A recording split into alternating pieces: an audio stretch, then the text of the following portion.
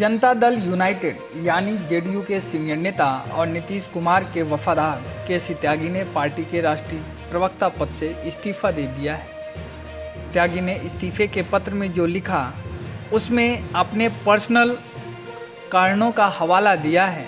त्यागी ने बिहार के सीएम और पार्टी के प्रमुख नीतीश कुमार को अपना इस्तीफा सौंपते हुए लिखा कि पार्टी के राष्ट्रीय अधिवेशन के अवसर पर मैंने संगठनात्मक जिम्मेदारियों से मुक्त करने का निवेदन किया था। आपने महसूस किया होगा कि मैंने अपने आप को खुद कई महीनों से टीवी चैनलों पर चल रही बहस से दूर रखा है। आपसे अनुरोध है कि दूसरे कामों में व्यस्त होने के चलते मैं पार्टी के प्रवक्ता पद के साथ न्याय नहीं कर पा रहा हूं। आप मुझे इस जिम्मेदारी से मुक्त करने का कष्ट करें। बिहार सरकार की उपलब्धियों के प्रचार प्रसार के लिए मैं हमेशा मौजूद रहूंगा। वहीं दूसरी तरफ जदयू ने एक प्रेस विज्ञप्ति जारी कर बताया है कि केसी त्यागी के इस्तीफे के बाद राजीव रंजन को पार्टी का नया राष्ट्रीय प्रवक्ता बनाया गया है। देखिए, उन्होंने निजी और व्यक्तिगत कारणों से इस्तीफा दिया है।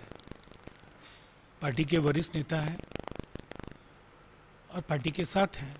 जहाँ तक हमारी नियुक्ति का सवाल है तो पार्टी ने पूर्व में भी जो भी जवाबदेही दी है उसको ईमानदारी के साथ मैंने पूरा करने का काम किया है। मैं आभारी हूँ बिहार के लोकप्रिय मुख्यमंत्री और पार्टी के राष्ट्रीय अध्यक्ष, हम लोगों के अभिभावक आदरणीय श्री नीतीश कुमार जी के प्रति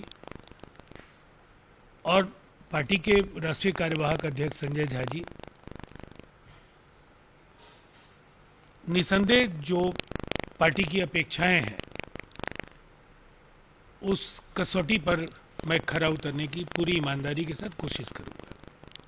लेकिन जिस तरीके से उन्होंने भी एक पत्र लिखा है मुख्यमंत्री को, मुझे लगता है कि किसी न किसी प्रकार वो नाराजगी है। नहीं, उस पत्र में ऐसी कोई नाराजगी उन्होंने नहीं दिखाई है और बल्कि उन्होंने समय समय पर अपना योगदान देते रहने का निश्चय भी दोहराया है।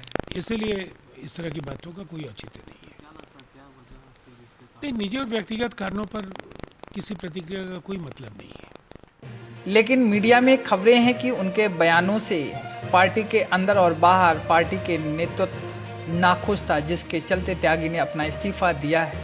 यह भी कहा जा रहा है कि केसी त्यागी ने कई बार पार्टी के बिना अनुमति के बयान दिया है, जिसके बाद पार्टी नेताओं में उनके खिलाफ असमंजस की स्थिति पैदा हो गई थी। इतना ही नहीं, त्यागी के बयान के बाद एनडीए में फूट के संकेत भी मिलने लगे थे, जिससे पार्टी नेताओं को लगा कि उनके सुर पार्टी लाइन से अलग हो रहे हैं। गौरतलब है कि विदेश नीति के मामलों में त्यागी ने गठबंधन के नेताओं से सुर में सुर मिलाते हुए इजराइल को हथियारों को रोकने के साझा बयान पर हस्ताक्षर कर दिया था।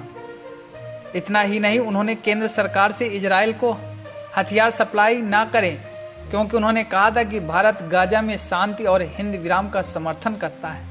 इसके अलावा केसी त्यागी ने यूसीसी, वक्फ बोर्ड, लेटरल एंट्री समेत एससी और एसटी के सुप्रीम कोर्ट के फैसले पर भी त्यागी ने बिना पार्टी के नेताओं के साथ चर्चा किए बयान दे दिए थे। इतना ही नहीं, कई बार यह अपना निजी विचार पार्टी के विचार के तौर पर बता चुके हैं। लेकिन अब सवाल यह उठ रहा है कि केसी त्यागी जेडीयू में रहेंगे या फिर किसी और के साथ समझौता करेंगे।